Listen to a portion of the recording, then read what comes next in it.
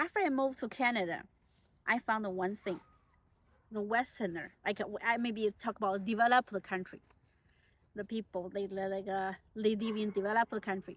They really don't know how spoiled they are. I only talk about one point today. It's education.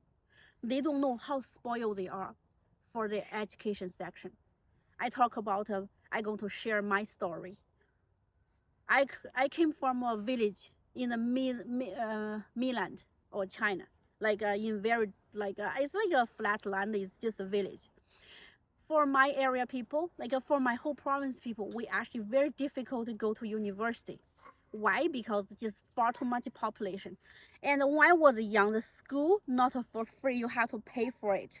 I remember pay the school fees was a pain in the ass, and every time every year when the time to pay, my parents just so struggle to keep up the fees.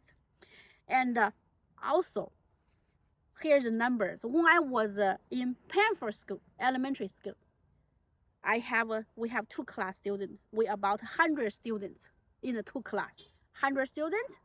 We only have 80 students who went to middle school. I'm talking about middle school. So in middle school, we have about 400 students. Only 10 students went to high school. And I'm lucky one, I'm the one of the 10. So from high school, we have about 500 students. Yeah, about that. And how many kids go to the university? Less than 50. So think about it. Then I went to university. So I gonna talk about my schedule. That's difficult. Is you playing number game. You really playing a very hard game. See, like there is only a few survivor.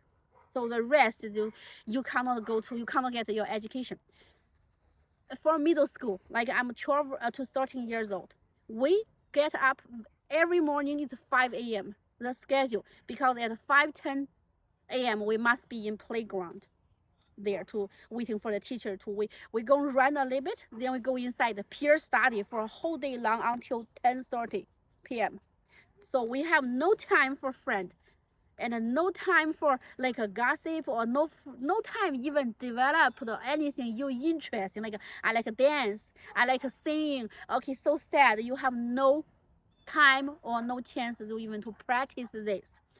So other Chinese people maybe they disagree. See, oh, we our lifestyle is different from yours. I can say that people who say that they are upper class people. They don't understand how a normal village people in China want to go. Just get one thing: education is cost your arm and leg. So it's just very difficult. But when I came here, I see people's like they go to school at 9, they finish at like 3 something. So they have so much time in their hand, and they go to university. As long as you're interested, you can apply. You even get a second chance. If you fail this year, you can redo it. Or or one day, you older, you 40, you still feel, oh, you know what? I think I should go back to school, learn something. You can apply school and do it. That's something I never ever can think about, because in China you only get one chance.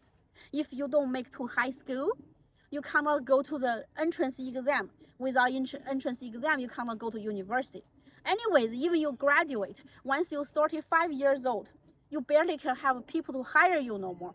So they're called no called return chance. You must be make one time like a right choice. You cannot fuck up. There's no forgiven. So that's why I said Western people really don't know how spoiled they are.